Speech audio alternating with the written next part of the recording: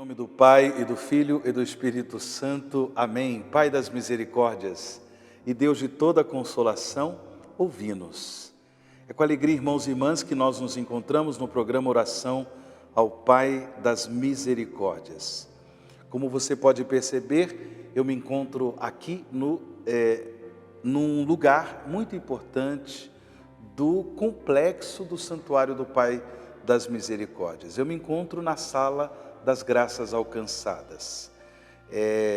Justamente porque aqui há muitos testemunhos, há muitas manifestações do louvor e da gratidão a Deus pelas graças que o Pai das Misericórdias concedeu a muitos filhos e filhas.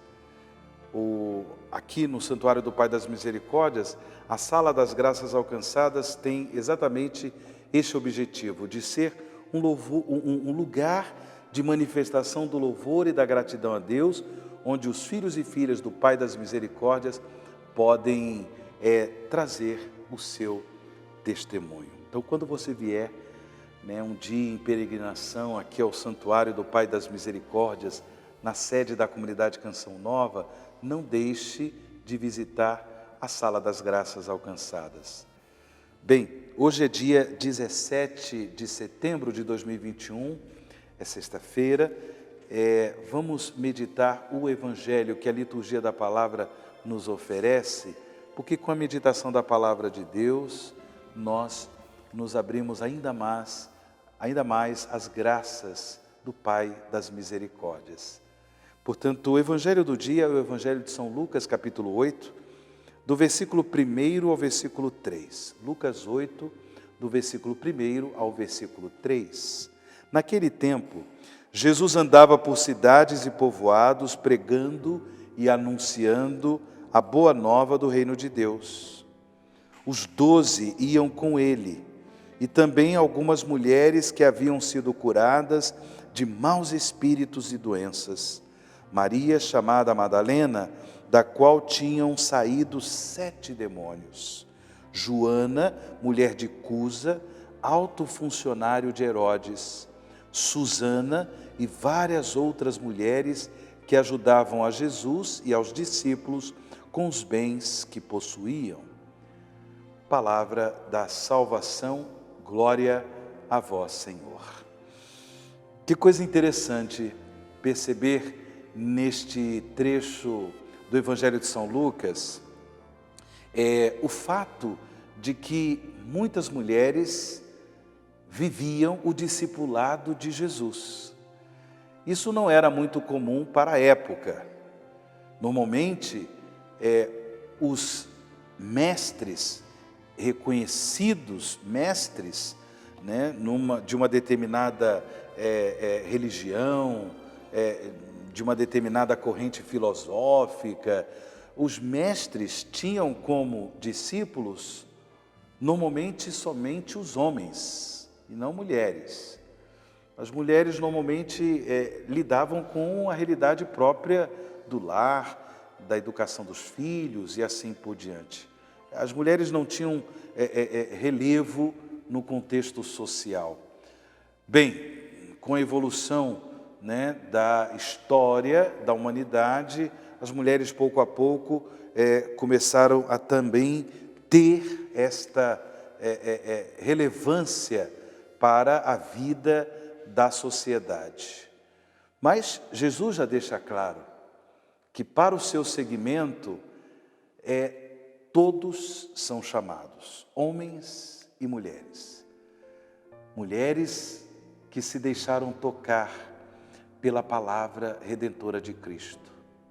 Mulheres que testemunham sua fé em Jesus. E louvado seja Deus por essas mulheres, por você, mulher, que crê em Cristo, que deposita sua fé, sua confiança em Jesus como Senhor e Salvador, e que procura no seu dia a dia de vida, de esposa, de mãe, mulher dona do lar, trabalhadora, estudante, não importa. Deus seja louvado, porque em todas essas situações da vida, da família, da igreja, da sociedade, você, mulher, procura viver o discipulado de Jesus.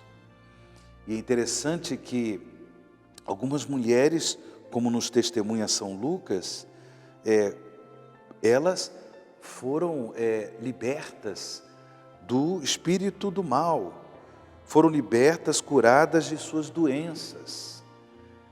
São os favores, né, de Deus na vida daqueles que creem em Jesus como Senhor e Salvador.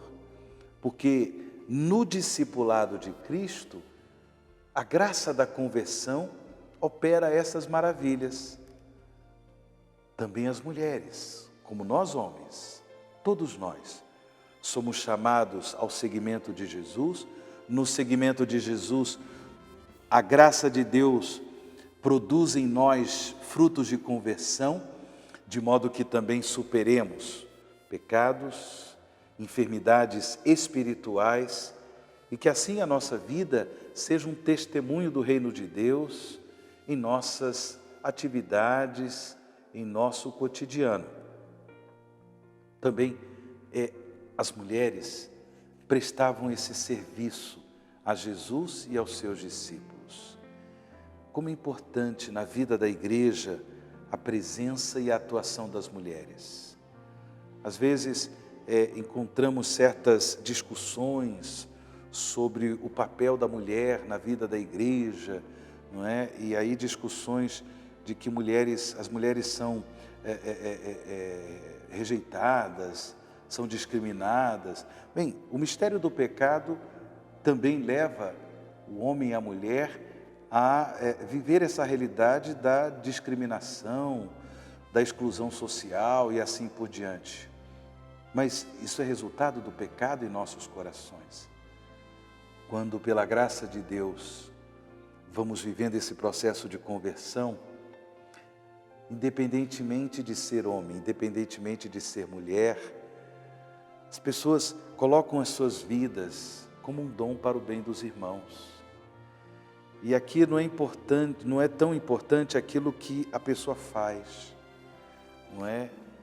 É claro que na nossa sociedade, na vida da família, nós temos todos que superar, né, o pecado da discriminação, essas divisões todas.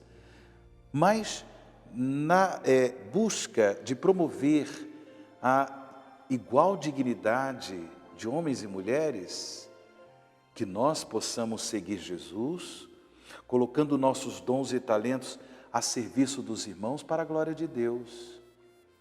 São essas graças que nós pedimos no dia de hoje ao Pai das Misericórdias.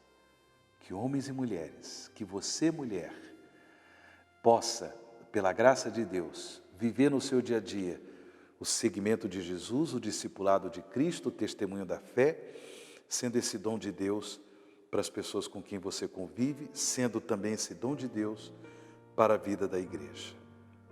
Com essas intenções que nós rezamos a oração, Pai das Misericórdias. Pai das Misericórdias e Deus de toda a consolação, ouvi a súplica confiante que vos apresentamos neste momento. Acolhei este povo que vem cheio de fé e esperança ao vosso santuário. Consolai os aflitos, socorrei os necessitados, enxugai as lágrimas aqui derramadas, amparai os fracos e recebei em vossos braços paternos este filho pródigo que volta para vós. Dai-nos a graça de sermos instrumentos da vossa misericórdia na vida dos nossos irmãos, para que assim o vosso nome seja amado em nossa família e em nossa nação. Tudo isso vos pedimos por vosso Filho Jesus Cristo, que convosco vive e reina na unidade do Espírito Santo. Amém. Pai das misericórdias e Deus de toda consolação, ouvi-nos. O Senhor esteja convosco, Ele está no meio de nós e sobre vós. Desça e permaneça a bênção do Deus Todo-Poderoso, Pai, Filho e o Espírito Santo. Amém.